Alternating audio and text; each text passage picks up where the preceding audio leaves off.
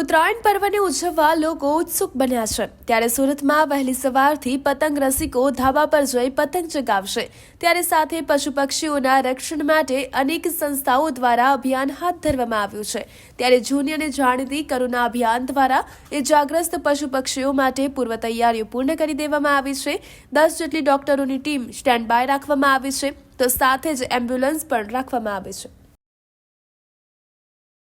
જે જીવ રક્ષાનું કાર્ય થાય છે એમાં મુખ્યત્વે અત્યારે ઉત્તરાયણ તહેવાર જે તહેવાર કહેવાય છે વ્યવહાર ચૂકાઈ ગયો છે એવો એમાં પક્ષીઓ ઘાયલ થાય છે એ પક્ષીઓને ઘાયલ થયા પછીની જે એની સાચવણ એને રક્ષણ એને એક સારો ઓલું થાય એના માટે અહીંયા એક આઈસીયુ સેન્ટર જે એસએમસી સુરત મહાનગરપાલિકાના ઘણા સારા સહયોગથી આપણને મળ્યું છે અને છેલ્લા 14 વર્ષથી અહીંયા આ કાર્ય થાય છે। કેટલા ડોક્ટરો અત્યારે આપણે અહીંયા 8 થી 10 ડોક્ટરોની વેટનરી ડોક્ટરોની ટીમ છે જે ફક્ત પશુ પક્ષી પર જ કામ કરે છે। કેટલા દિવસ સુધી આ ચાલશે? આ અત્યારે 5 દિવસ સલંગ ચાલશે, પછી જેમ જેમ કોલ એવી રીતના વર્કિંગ ચાલશે।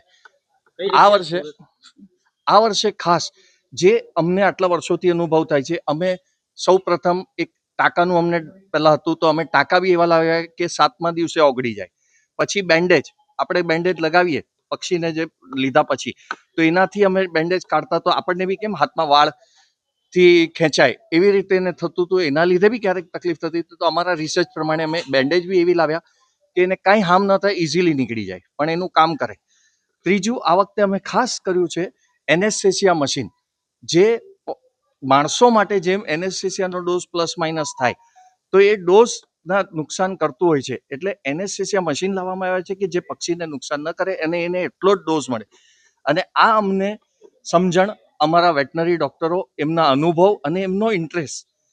એ અમને આ બધામાં સારું ગાઈડ કરે છે કે અમે હજી આમાં સારું શું કરી શકીએ।